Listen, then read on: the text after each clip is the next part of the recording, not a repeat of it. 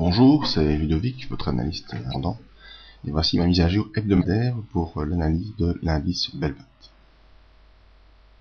Alors, donc voici c'est le graphique journalier sur une périodicité de 3 mois de l'indice Belbant. Cette ligne verticale ne représente simplement que la dernière bougie de la semaine dernière, le jour vendredi, le 4 mars. Nous avons ici donc en suivant les bougies suivantes de cette semaine-ci. Alors, cette semaine-ci a été bien sûr totalement baissière, il n'y a eu aucun rebond, aucun espoir pour les haussiers de repartir à la hausse, et comme déjà pressenti au début de cette descente, nous allons rejoindre le bas du range haussier qui tient depuis le mois de juin 2010, en espérant que ce bas de range pourra renvoyer le cours vers le haut. J'ai ici dessiné une petite ligne oblique qui est pour l'instant la ligne de traite baissier qui tient le cours. En effet, depuis cette remontée sur la M20, le cours a à chaque fois essayé d'aller tester cette ligne, mais à chaque reprise redescendu. Donc nous arrivons ici dans cette zone où se rejoignent plusieurs supports graphiques intéressants, notamment ce support situé à 2637 points, qui a déjà été approché à la séance de vendredi et qui a un peu rejeté le cours. Nous arrivons aussi sur le bas de la ligne de range ascendant, cette ligne noire foncée, qui coïncide pour l'instant à la M150, qui est la ligne jaune qui se confond ici derrière cette ligne de range.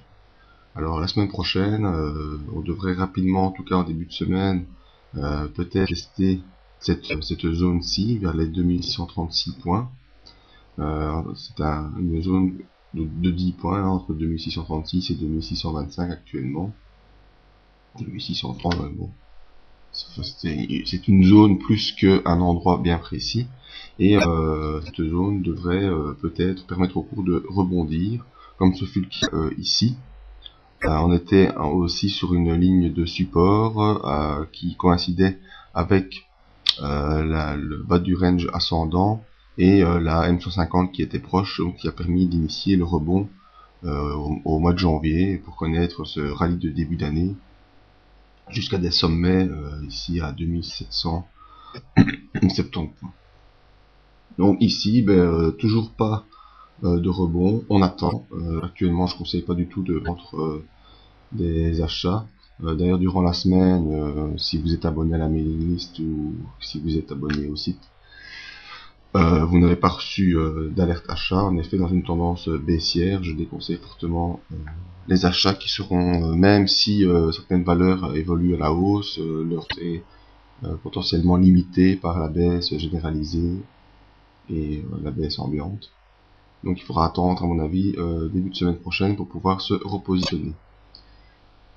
Si malgré cela, on enfonce cette zone, eh bien, il faudra prendre d'autres dispositions, c'est-à-dire vendre les positions qui sont encore en bénéfice ou vendre les positions qui sont en faible perte, afin de limiter les pertes plus conséquentes. Nous ne sommes pas encore là. Voyons un rapide coup d'œil sur les indicateurs. Le CD est bien baissier, il faiblit pas et continue de baisse, ce qui n'augure rien de bon pour le début de prochaine. Le stochastique, lui, est aussi baissier et dans cette zone de survente, donc ça pourrait peut-être initier un rebond. Et l'OBV, lui, qui est malgré tout haussier, malgré cette tendance haussière depuis le début janvier, arrive sur cette zone qui est une zone de support de l'OBV. En effet, le rebond ici, donc 3 points de rebond. Donc il est possible que début de semaine prochaine, un rebond technique en tout cas puisse survenir. Donc voilà la zone à surveiller et à ne pas enfoncer cette zone ici pour le Belbant. Merci de votre attention et à bientôt pour d'autres analyses.